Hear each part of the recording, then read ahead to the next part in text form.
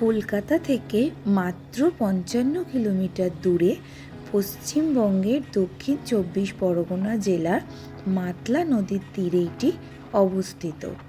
চাইলে আপনি শিয়ালদা থেকে ক্যানিং লোকাল চেপেও চলে আসতে পারেন।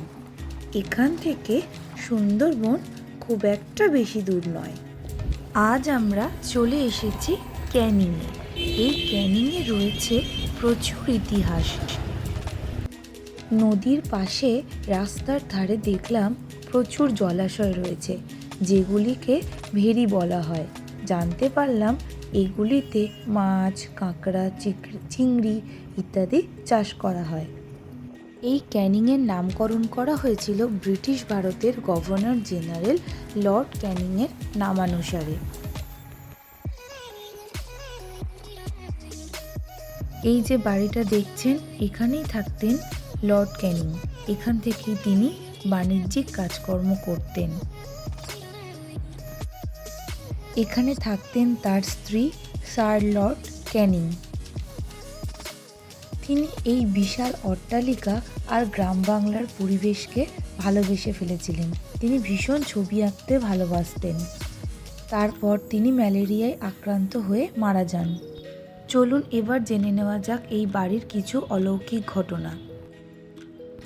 আজ থেকে প্রায় ১৫০ আগের ইতিহাস। একটি ভয়ঙ্কর ঘূর্ণিঝড় আছড়ে পড়েছিল এই বাংলোর ওপরে, যার ফলে তৎকালীন ব্রিটিশ ভারতের গভর্নর জেনারেল লর্ড ক্যানিংয়েরই সাধের বাংলো আজ একটি ভুতুড়ে বাড়িতে পরিণত হয়েছে। তিনি মাতলা নদীর তীরে একটি বিশাল অট্টালিকা গড়ে তুলেছিলেন। এই বাড়িটির নাম ছিল the house of Lord Canning. এই বাড়িটিকে নিয়ে সাধারণ মানুষের মধ্যে অনেক অলৌকিক ঘটনা রয়েছে। আজকের এই ভিডিওর মাধ্যমে আমি সেটা বলবো। সবাই এই বাড়িটিকে পোড়ো বাড়ি হিসেবেই জানেন এবং এও বলেন যে প্রায় রাতে তাদের দেখা যায় এই বাড়িতে তাদের আত্মারা এখনও ঘুরে বেড়ায়। বাড়িটির মধ্যে মোট ২৭টি ঘর রয়েছে, কিন্তু এখন একটাও নেই বললেই চলে। এই ক্যানিং হাউসকে সরকার হেরিটেজ বিল্ডিং হিসেবে ঘোষণা করেছে। এবার চলুন জেনে নেওয়া যাক এই বাড়ির কিছু অলৌকিক ঘটনা। এই বাড়ির কেয়ারটেকার ছিলেন ঈশ্বর Jatindra Mohan Ghosh. The port Canning land কোম্পানির থেকে কিনে নেন, আর তারপর তিনি তার পরিবার নিয়ে থাকতে শুরু করেন। স্থানীয় বাসিন্দাদের মুখে শোনা যায়, এক মাঘী পূর্ণিমার রাতে জিতেন্দ্রমোহন তখন বসেছিলেন এই বাড়ির দোতলার বারান্দায়। হঠাৎ তিনি দেখতে পেলেন বাড়ির প্রাঙ্গণে দাঁড়িয়ে আছেন স্বয়ং ক্যানিং সাহেব আর তার স্ত্রী শার্লট। এমন ঘটনা দেখে কয়েক মুহূর্তের জন্য তার বাকরুদ্ধ হয়ে যায়।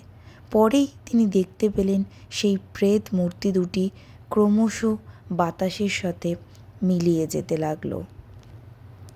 তো এই সমস্ত অলৌকিক ঘটনা আমরা তাদের মুখ থেকেই শুনেছি, যারা ওখানকার স্থানীয় বাসিন্দা। লর্ড ক্যানিংয়ের বাড়ির পাশেই তৈরি হয়েছে অনেকগুলি বড় বড় ব্রিজ। এখানকার পরিবেশ অসম্ভব সুন্দর।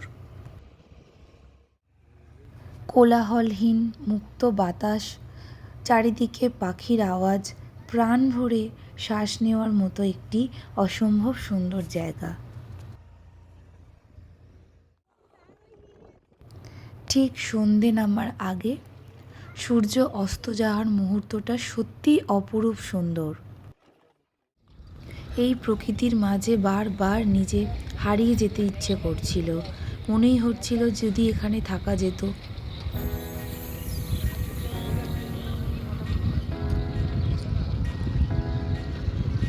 তো বন্ধুরা, এটাই ছিল আমার ক্যানিংয়ের একদিনের ট্যুর। এই ভিডিওটা কেমন লাগলো তোমরা আমাকে অবশ্যই কমেন্ট করে জানিও। আর তোমরা কোনো এক ছুটির দিনে অবশ্যই চলে আসতে পারো এই ক্যানিং ঘুরতে। তো এই ভিডিওটা যদি তোমাদের খুব ভালো লেগে থাকে তাহলে অবশ্যই like, comment, share and subscribe করে বেল বাটনটা প্রেস করে রেখো পরের ভিডিওর জন্য। আর ততক্ষণে তোমরা ভালো থেকো, সুস্থ থেকো আর আমার পাশে থেকো। ততক্ষণ সবাইকে বললাম টাটা।